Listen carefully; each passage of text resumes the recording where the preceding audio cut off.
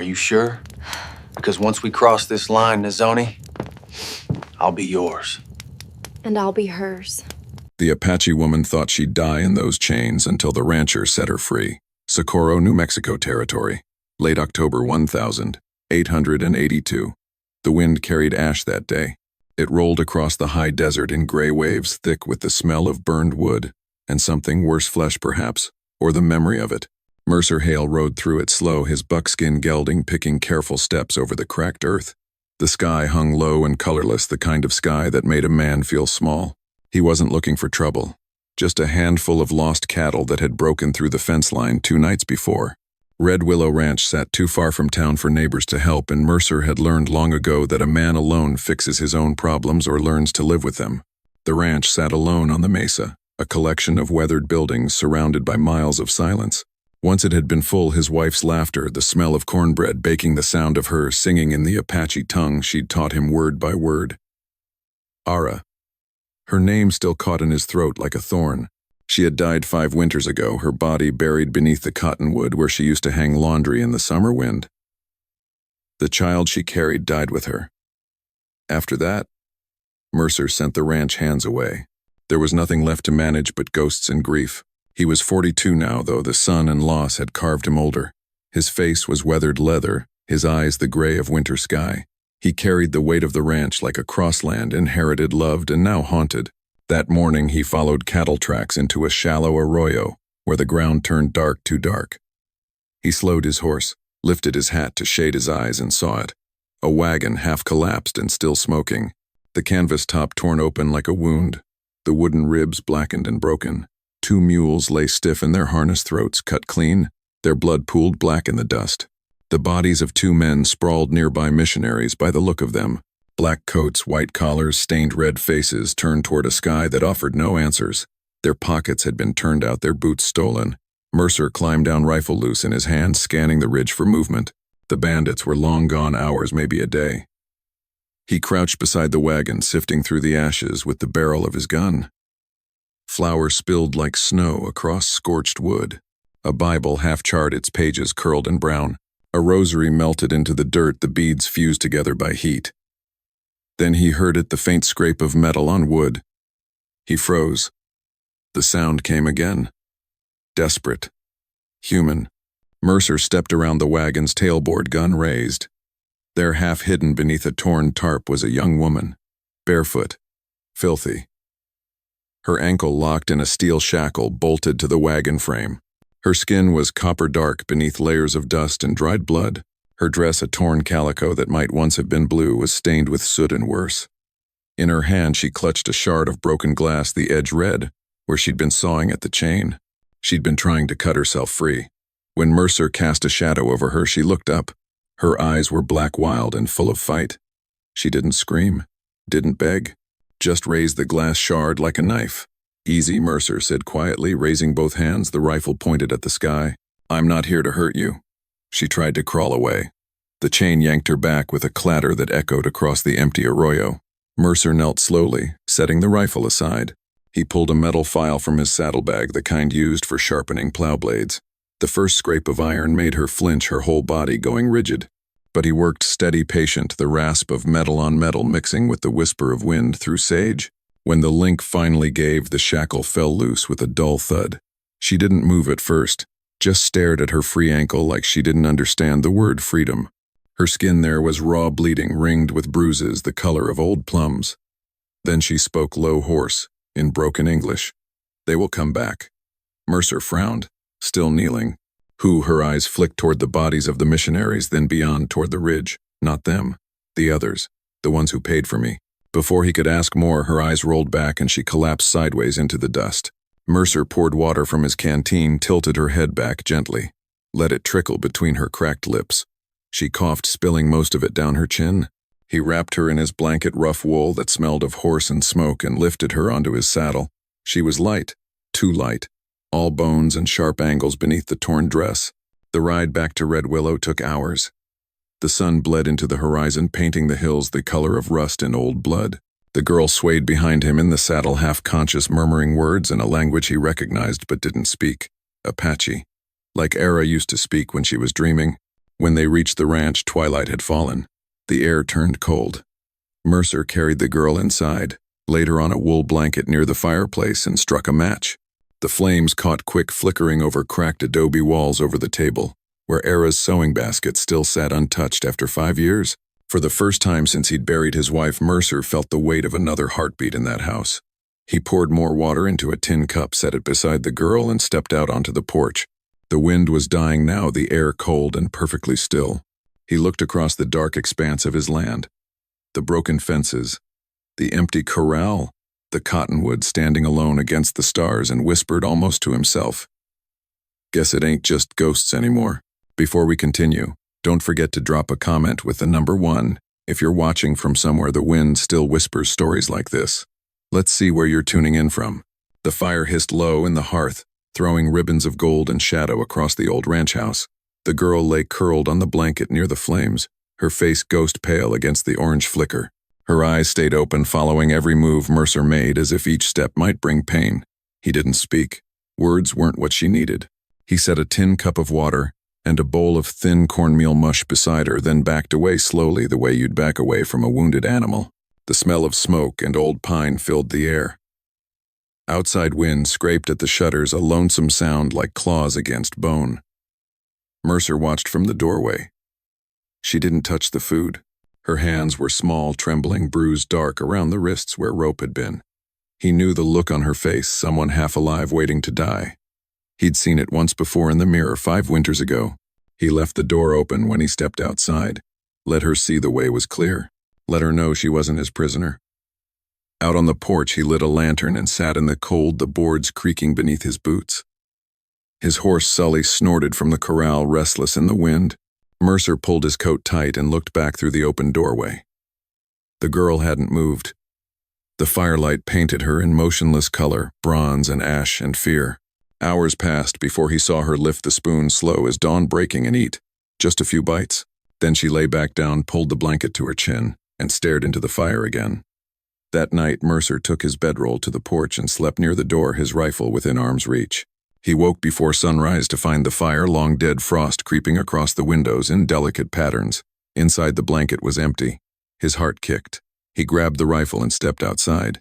He found her huddled against the outer wall of the house, knees drawn to her chest, shivering under the stars. Her breath came in short clouds. She'd wrapped herself in the blanket, but it wasn't enough. Mercer crouched beside her, keeping his distance. "It's cold out here. Come inside." She shook her head, not looking at him. "The house smells like white man, like churches, like chains." Her voice was raw, barely more than a whisper. Mercer stood there a long time, the frost crunching under his boots. He nodded once. No argument, no anger, just understanding. Then he walked back inside, threw another log on the hearth, and left the door open wide. He stoked the fire until it roared, heat pouring out into the cold morning. He made sure the flames burned bright and warm all through the night. She came inside an hour later, moving slow, and sat as close to the fire as she could, without touching it. Each day settled into quiet rhythm. Mercer repaired the corral fence, hammering new rails into place. He tended the handful of cattle that hadn't wandered off, checked their hooves for rot, moved them to fresh grazing. He mended the roof where winter wind had torn shingles loose. The girl, he still didn't know her name, stayed near the porch watching from the shadows. Sometimes she took water from the trough.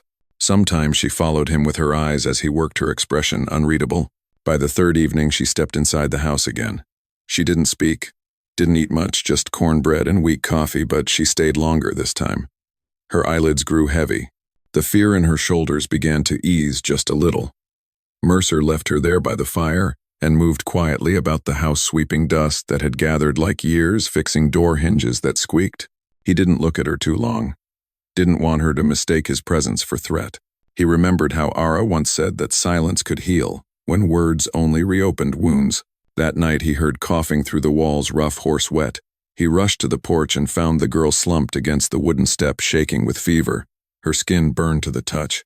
He didn't think, just lifted her into his arms. She tensed immediately, her breath quick and panicked, her body going rigid. But her strength gave out. Her head fell against his chest, heat radiating through the blanket like a furnace. Mercer carried her inside and laid her near the hearth, stoking the fire high until it roared bright and hot. He fetched water from the barrel, pressed a damp cloth to her forehead, and stayed beside her as the wind screamed outside and rattled the shutters. Through the long hours of night, he kept the fire burning. He changed the cloth when it grew warm. He poured water between her lips when she stirred. Her fever spiked twice her body, convulsing, and both times he thought he might lose her the way he'd lost Ara. But just before dawn, the fever broke. Sweat darkened her hair, plastering it to her temples. Her breath evened out, no longer shallow and desperate.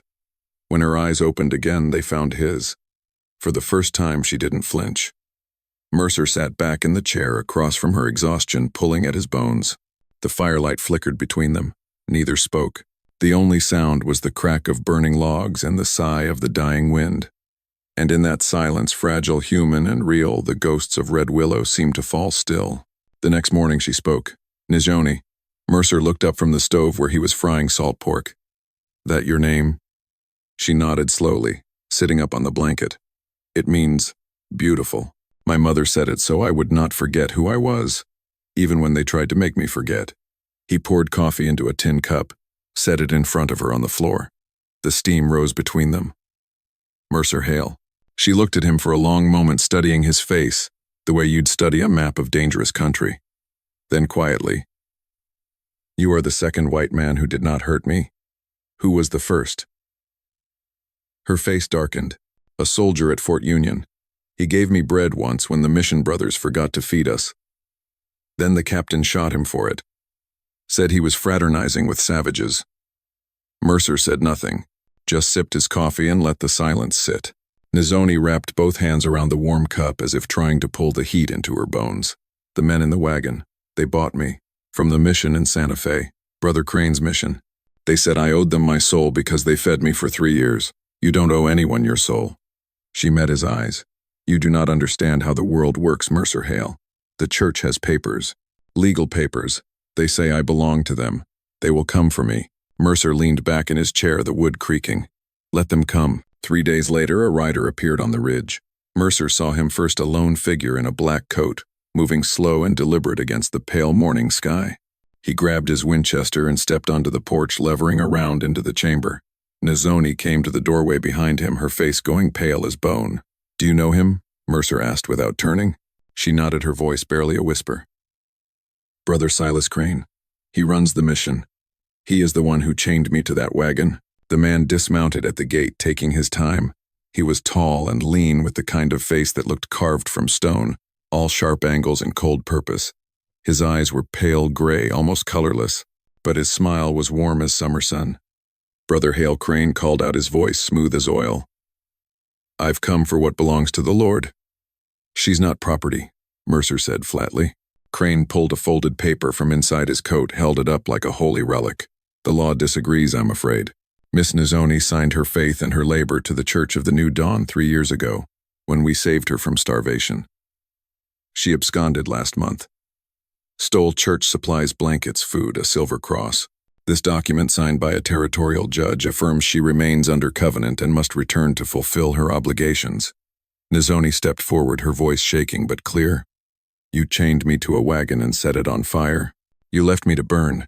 Crane's smile didn't falter, not even a flicker. "A test of faith, child, to see if the Lord would deliver you. And he did through this good man here. Clearly you were meant to return to us purified." Mercer raised the rifle, aiming square at Crane's chest. "Get off my land." Crane tucked the paper away carefully as if it were made of glass. "I'll return with Sheriff Brody. He's a good Christian man. He'll uphold the law. And when I do come back, Mr. Hale, you'll hang beside her if you stand in the way of God's justice." He mounted his horse with the ease of a man who'd never doubted his righteousness and rode off slow. Dust trailed behind him like smoke from a dying fire. Nizhoni turned to Mercer, her eyes wide and wet. "He will come back. With men. With guns. You do not know him. He does not stop." Mercer lowered the rifle, his jaw tight. "Then we'll be ready." She shook her head hard. "No, you do not understand. He is not just a man of God. He is." She hesitated, searching for words that could carry the weight of memory. "He was there. The night my village burned. 10 years ago." Mercer went very still. "What are you saying? I was 12 summers old. Soldiers came to our camp near the Gila River. They said we harbored renegades, Apache warriors who had killed settlers. We did not. We were farmers. We grew corn and squash. But they did not care. Her voice dropped to barely more than breath. "Brother Crane." He was a soldier then, Lieutenant Crane. I saw him. He carried a torch. He lit the first roof. My mother pulled me into the river. We hid under the water, breathing through reeds. When we came up, she closed her eyes. Everything was ash. Everyone was dead. Mercer felt something cold settle in his chest. And now he's a preacher. He says God forgave him for what he did. But I think, she opened her eyes and they were black and hard as stone. I think he just found a new way to burn people. That night they prepared. Nizhoni showed Mercer her hands, small, scarred, but steady. She'd learned to shoot at the mission hunting rabbits to supplement the thin stew they were fed. She moved through the ranch house with purpose packing cartridges into belts, checking the loads in every revolver and rifle. Mercer watched her work, surprised by her precision. "You don't have to fight," he said quietly. "I can send you south, across the border. You'd be safe in Mexico." She stopped what she was doing and looked at him, really looked at him. "You once told me I should not be afraid anymore." He nodded. "I am not afraid," she said. "Not of dying. Not of him. I am only afraid of running for the rest of my life." They spent the next 2 days fortifying the ranch. Mercer dragged old wagons to block the main approach, creating choke points. They positioned rifles in the barn loft behind the water trough near the porch. They herded the cattle into a tight cluster near the fence, their broad bodies forming a living wall. Nizhoni worked beside him without complaint, carrying water, stacking ammunition, sharpening knives. In the evenings, she sat by the fire and sang softly in Apache songs Mercer didn't understand but felt in his bones. On the second night, she did something that surprised him. She reached into the torn pocket of her dress and pulled out a small object, a necklace made of turquoise stones, strung on leather cord. The stones were smooth worn, the color of summer sky. "This belonged to my mother," she said quietly. "It is supposed to protect the wearer." She held it out to him. Mercer shook his head. "You should keep it." "No." Her voice was firm. "You will be in more danger than me. I can hide. You cannot. You are the one they will want to kill first." She walked to him and placed the necklace around his neck. Her fingers brushed his skin, warm, deliberate. She tied it carefully, then stepped back. "Now you carry my mother's blessing," she said. "Do not waste it." The first sound of hooves came just as the sun broke the horizon 3 days later. 5 riders, silhouetted black against the pale dawn sky, descended the ridge in a line. At their head rode Brother Silas Crane, his black coat snapping in the wind like a crow's wing. Behind him came Sheriff Brody, an old man with a gray beard and tired eyes, and 3 others, Clay Hackett, a rancher from the next valley, and 2 hired guns Mercer didn't recognize. They reined up about 30 yards from the gate. Crane raised one hand almost like a benediction. "Mercer Hale, I return as promised. Under the authority of God and the law of this territory, surrender the woman, and there will be no bloodshed." Mercer stepped out onto the porch, Winchester in hand. "You've mistaken me for a man who bargains with devils." From the barn loft, a rifle cracked sharp and loud. The bullet kicked up dust directly between the hooves of Crane's horse. The animal reared and Crane fought the reins, his face twisting with rage. Nizhoni's warning shot. Clay Hackett laughed a mean, ugly sound. "The little squaw learned to shoot, huh? Let's see how she dances. When the lead starts flying." He raised his shotgun. The mesa exploded into thunder. Mercer's Winchester barked 3 times fast. Hackett's hat flew off and he tumbled backward off his horse, clutching his shoulder. One of the hired guns fired back and splinters exploded from the porch railing beside Mercer's head. Nizhoni fired again from the loft, methodical, precise. The other hired gun jerked sideways and fell, blood spreading across his vest. Gunfire roared through the cold morning. Smoke rolled across the corral in thick clouds. Horses screamed. The cattle bellowed and stampeded, left their hooves drumming like war drums. Sheriff Brody fired his pistol into the air, shouting for everyone to stop, but his voice was lost in the chaos. Crane spurred his horse forward, firing wildly with a revolver, screaming scripture at the top of his lungs. "The wages of sin is death. The Lord will strike down." The wicked Mercer ducked behind the water trough, levered another round, came up and fired. The bullet caught Crane high in the shoulder, spinning him halfway around in the saddle. But Crane didn't fall. He straightened, face twisted with fury and pain, and fired again. The shot hit Mercer in the side just below the ribs. He staggered, his vision tunneling. The rifle slipped from his hands. From the loft, Nizhoni screamed a sound like something breaking. She fired twice more, fast as lightning. The first shot hit Crane's horse. The second hit Crane square in the chest. He jerked backward, clutching his Bible as if it might stop the bullet. It didn't. Brother Silas Crane tumbled from the saddle and hit the ground hard, his black coat spreading around him like wings. The Bible fell beside him, its pages fluttering open in the wind. The last of the riders, Sheriff Brody, and one wounded man turned their horses and fled spurring hard toward the ridge. Within seconds, the only sounds left were the echo of hooves fading into the canyon and the ragged breathing of wounded men. Mercer collapsed against the water trough, his hand pressed to his side. Blood seeped between his fingers, dark and warm. Nizhoni was there in seconds, sliding down the ladder from the loft, running across the yard. She dropped to her knees beside him, her hands replacing his, pressing hard against the wound. "Stay with me," she whispered, her voice breaking. "Mercer, stay with me." He looked at her through the haze of pain, tried to smile. "We held it. We held our ground. Do not talk. Save your strength." But he kept looking at her face, soot-streaked, beautiful, alive, and thought about Ara, about how he'd failed to save her, about how this time maybe he'd done something right. "You're free now," he said quietly. "Crane's dead. No one's coming for you." "I do not care about that," she said fiercely. Tears cut tracks through the dust on her face. "I care that you do not die." The world went soft at the edges. The sky above turned the color of turquoise, the same color as the stones around his neck. "Nizhoni," he said. "That's a good name. Your mother was right." Then the darkness took him. The winter after the gunfight was the longest Mercer Hale had ever known. Snow fell deep across the mesa, burying the scars of battle beneath a white silence. The bullet had torn through his side, missing vital organs by inches, but the wound festered. Fever came in waves. For 2 weeks he drifted in and out of consciousness. Nizhoni refused to let him die. She cared for him with the patience of someone who understood that survival was a choice made every single day. She brewed teas from desert plants, yarrow for the bleeding sage, for infection willow bark for pain. She changed his bandages, washed his fevered skin with cool water, sang soft songs in a language older than the land itself. When the fever finally broke, Mercer woke to find her asleep in the chair beside his bed, her head resting on her arms, exhaustion written in every line of her body. He reached out slowly and touched her hair. She woke instantly, eyes wide. Then, seeing him awake and clear-eyed, she smiled, a real smile, the first he'd ever seen from her. "You came back," she whispered. "Couldn't leave you with all this work to do," he said, his voice rough as gravel.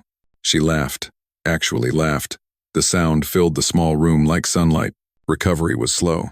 Mercer couldn't ride for months. His wound ached when the weather turned cold, a deep throb that reminded him how close he'd come to dying. But he found new purpose in smaller things. He carved toys for a child that didn't exist yet, a wooden horse, a small wagon with wheels that turned. He sat on the porch, wrapped in blankets, watching Nizhoni work.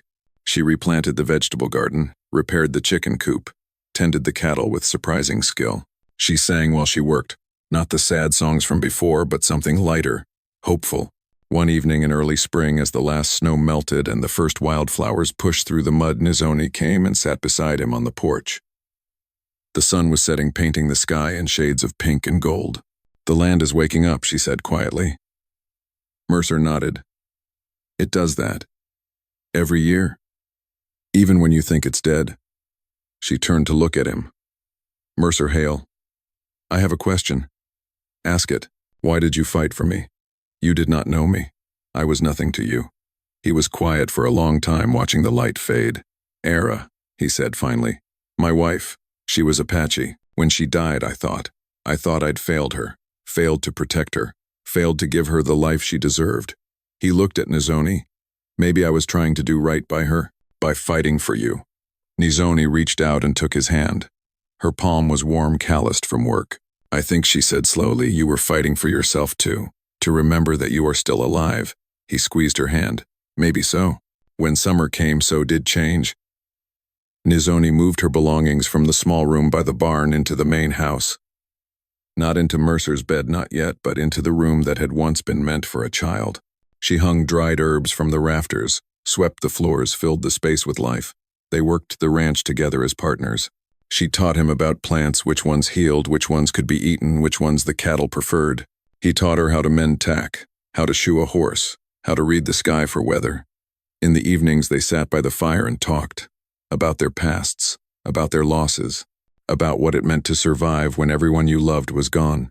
One night, Nizhoni told him about her mother, how she'd been a healer respected in their village, how she'd taught Nizhoni the songs, the prayers, the way to ask permission from plants before harvesting them. She told me, Nizhoni said quietly, that the earth remembers everyone who loves it, that we leave marks even if no one sees them. Mercer thought about that. You think the earth remembers Ara? I know it does, Nizhoni said, just as it will remember us. Late that summer, on a night when the air smelled of rain and the stars burned bright, Nizhoni came to Mercer's room. She stood in the doorway, backlit by lamplight, wearing a simple cotton dress she'd sewn herself. Her hair was loose, falling past her shoulders in waves of black silk. The lamp flame flickered, casting her shadow long across the wooden floor. I am not afraid anymore, she said. Mercer sat up slowly, his heart beating hard against his ribs. He'd been lying awake listening to the night sounds, the crickets, the distant howl of a coyote, the creak of old wood settling. Nizhoni, I want this, she said, stepping inside. Her bare feet made no sound. Not because I owe you, not because you saved me, but because I choose it. I choose you. He stood, the blanket falling away. He crossed the room in 3 long steps. He reached up slowly, giving her time to pull away if she wanted, and brushed a loose strand of hair from her cheek. Her breath caught. Her skin was warm beneath his fingertips. Are you sure? He asked, his voice rough. Because once we cross this line, Nizhoni, I won't be able to pretend you're just someone I helped. You'll be mine, and I'll be yours. She looked up at him, and in her eyes he saw no doubt, no fear, only certainty. I have never been more sure of anything, she whispered. Instead of answering with words, she rose onto her toes and kissed him, soft, at first uncertain, her lips trembling slightly. Then with more confidence, more need, with the quiet desperation of someone finding her way back to life after a long cold winter, Mercer pulled her closer, one hand cradling the back of her head, the other settling at the small of her back. She fit against him perfectly, as if she'd been made for this moment. The kiss deepened, grew urgent. Years of loneliness, of grief, of thinking he'd never feel this way again. It all poured out of him. When they finally broke apart, both breathing hard, she pressed her forehead to his chest. He could feel her heart racing to match his own. I was dead inside, she said quietly. When you found me, I had given up. I thought if the fire didn't kill me, something else would. I didn't care anymore. And now, she pulled back to look at him. Now I want to live, not just survive. Live with you, here, on this land that remembers everything. He kissed her again, softer this time, reverent, like she was something holy he didn't quite deserve. That night they made promises without words. In the darkness of his room, with only starlight filtering through the window, they found in each other what they'd both thought lost forever, the courage to hope again. Autumn came and went in a blur of work and quiet contentment. They moved through the days as partners, now no longer dancing around what they were to each other. Mercer found himself smiling at odd moments, while mucking stalls, while fixing fence line, while watching Nizhoni hang laundry in the wind the way Ara used to. But it didn't hurt anymore. The memory of Ara had softened from a knife edge of pain to something gentler, a warm sadness, a gratitude for what had been, and an acceptance that life moved forward. Nizhoni noticed the changes in him too. The way his shoulders sat easier. The way he laughed, really laughed, when she told him stories about growing up in her village. The way he reached for her hand without thinking when they sat on the porch in the evenings. Winter returned, but this time the house wasn't cold. They kept the fire burning bright, and they kept each other warm. It was in January, when snow lay thick across the mesa, that Nizhoni told him. She'd been sick in the mornings for a week. Mercer had worried it was fever coming back, that old wound reopening. But when he tried to make her rest, she just smiled, a secret kind of smile that made his heart skip. I am not sick, Mercer Hale, she said, taking his hand and placing it on her stomach. I am with child. He went very still. For a long moment he couldn't breathe, couldn't think. Then it hit him all at once, joy so fierce it almost felt like pain. You're sure? His voice cracked. I am sure. 3 moons now, I think. He pulled her into his arms, burying his face in her hair. His shoulders shook. She held him while he wept for the child he'd lost with Ara, for the years of emptiness, for this second chance he never thought he'd get. We're going to have a baby, he whispered against her hair. Yes, she said softly. We are going to have a family. When spring returned to Red Willow Ranch, it brought new life with it. Nizhoni was heavy with child now, her belly round and proud beneath the duskin dress she'd made, decorated with small beads in patterns her mother had taught her. She moved slower, but with purpose, planting seeds in the garden, preparing the small room that would be the nursery. weaving a blanket with geometric patterns that told the story of mountains and rivers, and the journey from darkness to light. Mercer watched her with something close to wonder. He'd thought this part of his life was over. Thought he'd die alone in this house haunted by memories and regrets. But here was Nizhoni singing softly, as she worked her hands resting on her belly, feeling the child move inside her. Sometimes she'd call him over, press his palm to where the baby kicked, and they'd laugh together at the strength of those tiny feet. He built a cradle from cedar wood, sanding it smooth, so no splinter could harm tender skin. He carved horses into the headboard, running horses free and wild. Nizhoni lined it with soft rabbit fur and the blanket she'd woven. They prepared together, nesting like birds before winter. The baby was born at dawn on a clear morning in early May when the wildflowers painted the mesa in purple and gold. Nizhoni labored through the night. Mercer stayed with her every moment, holding her hand, wiping her forehead, whispering encouragement when the pain grew fierce. He'd done this before with Era, but that time had ended in death and silence. This time, when the sun finally broke over the red cliffs, a boy's cry, strong and furious, filled the house. Mercer held his son for the first time, tiny, red-faced, perfect, and felt something break open inside his chest. Not pain, something else. Something like hope made solid, made real, made flesh and blood and future. "What do we name him, Nizhoni?" asked, exhausted but smiling, her hair plastered to her forehead with sweat. Mercer looked down at the baby, then at her, this woman who'd come to him broken and left him whole. "You choose." She thought for a moment, her eyes distant. "Caleb. It means faithful in the white man's tongue. He will be faithful to this land, to his people, yours and mine. To the memory of those who came before." Caleb Hale, Mercer said, testing the name. It felt right, solid, like a promise carved in stone, like something that would last. The baby quieted at the sound of his father's voice, and Mercer swore those tiny eyes dark as midnight focused on his face. "Welcome home, son," he whispered. "Welcome home." As Caleb grew, Red Willow Ranch grew with him. The boy was a year old when he took his first steps, toddling from Nizhoni's arms to Mercer's, across the porch laughing with pure joy. 2 years old when he spoke his first words, Pa and Ma and horse. 3 years old when Mercer first lifted him onto a saddle and felt the boy's fearless delight. Mercer taught him everything he knew: how to talk to horses with your hands and your voice and your patience, how to read the sky for weather, how to fix what was broken and build what was needed, how to be gentle with things smaller than yourself, how to stand up to things bigger. Nizhoni taught him songs in Apache, taught him to touch the earth each morning and thank it for holding him up, taught him which plants healed and which ones fed and which ones were sacred. She taught him that strength came from knowing when to fight and when to let go. That survival meant adapting, not breaking. The boy grew up bilingual, bicultural, belonging fully to both worlds and trapped by neither. One afternoon when Caleb was 4 years old, Mercer lifted him onto his horse and walked beside him to the edge of the property. They sat on a flat rock overlooking the valley, watching the sun sink toward the horizon, painting the world in shades of amber and rose. "This land," Mercer said quietly, "belongs to your mother, to her people. I'm just keeping it safe until you're old enough to do it yourself." Caleb looked up at him with wide, serious eyes, Nizhoni's eyes. "What about you, Pa? Don't it belong to you too?" Mercer smiled, a real smile, the kind he hadn't been able to make for years before Nizhoni came into his life like a miracle wrapped in pain. "Me, I reckon I've done my part. I built the fences, kept the wolves away. But this land, it remembers your mother's people. It remembers the songs they sang. One day, you'll be the one to remember for all of us."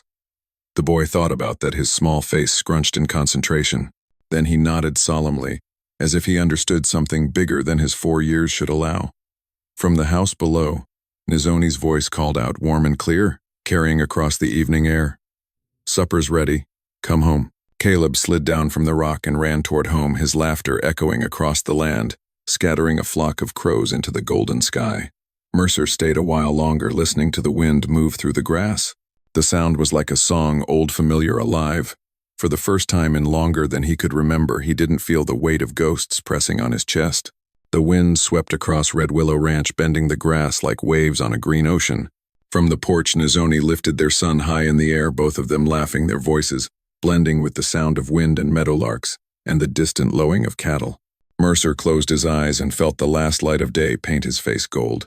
The land was quiet, but not lonely. Not anymore. He had fought for this, bled for it, nearly died for it. And now it lived breathing through the laughter of a child, the warmth of a woman's voice, the promise of seasons yet to come, the memory of those who'd walked this ground before and those who'd walk it after. Sometimes salvation doesn't come from heaven, he thought, opening his eyes to watch his family. Sometimes it grows from the dirt, the love and the blood we leave behind. Sometimes it comes in chains and fire, and you have to break it free with your own two hands. Sometimes it comes looking like the end of everything, and turns out to be the beginning instead. He stood slowly, his old wound pulling just a little, reminding him. Then he walked down from the ridge toward home, toward the light spilling from the windows, toward the sound of his son's laughter and his wife singing, toward life, toward everything he'd thought he'd lost forever and somehow impossibly found again. These cowboy love stories and Wild West stories remind us that freedom is worth fighting for, that love can grow even in the hardest soil, and that the land remembers everyone brave enough to defend it. Do you believe some people are worth fighting the whole world for? Drop your answer below. And if this story moved you, hit that subscribe button, because every love worth having is a love worth defending. The end. The wind over Lone Mesa carried the sound of loss. It hissed through cedar bones and hollow arroyos, brushing across the land like a ghost looking for somewhere to rest. Hale Rowan didn't believe in ghosts, but he lived like one, drifting from dawn to dusk, feeding horses, fixing fences, never talking to anyone but the wind. He'd built his cabin where the desert broke open into a bowl of red dust and sage, far enough from town to forget the sound of laughter, close enough to remember what he'd lost. Every morning he filled the tin pail, poured water for the horses, and stared into the horizon where the sun bled up like a wound. 3 years since the ambush at White Hollow. 3 years since the world took everything that made him human. He'd buried his wife and daughter in the dirt outside the cabin, 2 wooden crosses tilted by wind. And after that he'd made a vow: no more saving, no more touching, no more strangers. Then the scream tore across the canyon. It came from the east, sharp, desperate, echoing through stone. Not fear, fury, a cry that refused to die. Hale froze mid-step, heart kicking against his ribs. Coyotes didn't scream like that, nor wolves. That was human. He grabbed his rifle. The horse was already restless, snorting against the reins. "Easy, girl," he murmured, swinging up. The wind was thick with sand as he rode toward the sound. The canyon narrowed. Dust turned to blood. He found her in the dry riverbed, one arm limp, leg torn open, skin pale beneath streaks of crimson. Her eyes snapped open as his shadow fell across her. Dark eyes too steady for someone dying. He dismounted, kneeling beside her. "You alive?" She tried to move her lips. The word came out, broken: "Help." He tore the scarf from his neck, wrapped it tight around her thigh. Blood soaked through instantly. The wound was deep claws, maybe teeth. Coyotes. He looked around, rifle up. The pack was gone, but not far. He lifted her into his arms. She was lighter than she looked, all sinew and will. Her breath fluttered against his collar. He could feel the tremor of her heartbeat, too fast. By the time he reached the cabin, night had fallen like a curtain. The fire guttered in the hearth as he kicked the door shut behind them. He laid her on the table where he used to skin game. Her skin burned under his hands. Fever already. He cleaned the wound with the last of his whiskey. She hissed, body arching, but didn't cry out. "Stay still," he muttered, stitching fast. When he finished, he wrapped her leg and stepped back. Her eyes were half closed, breath shallow. "You'll live," he said. She opened them again. "Who are you?" "Doesn't matter." Her lips curved faintly, a ghost of defiance. "Everything matters." He turned away before she saw how her voice unsettled him. He poured water into a tin cup, held it out. She drank greedily, then whispered, "Thank you." He didn't answer. Outside, coyotes howled. Inside, the fire cracked, and Hale Rowan realized how long it had been since another heartbeat had filled the cabin. Ayanna woke to the smell of smoke and rain. Her wounds throbbed, but she could move her foot. The man who saved her sat by the fire, sharpening a knife with methodical strokes. His face was shadowed by the brim of his hat jaw, set eyes gray and distant. "You could have left me," she said quietly. "I should have. Then why didn't you?" He didn't answer. He just set the knife down and stirred the coals. Sparks leapt, catching the edge of his scarred hands. She noticed then the faint tremor when he moved, the stiffness of someone who'd been alone too long. Outside, dawn painted the mesa in bruised gold. Ayanna pressed her palm to the dirt floor, whispering something under her breath. Hale caught the motion. "You praying, thanking," she said. "For what?" "For the earth." "It held me when the wolves didn't." He frowned. "That's some Apache custom." She looked at him, unflinching. "It's called gratitude." The corner of his mouth twitched. Haven't had much use for that lately. Days bled into one another. She healed faster than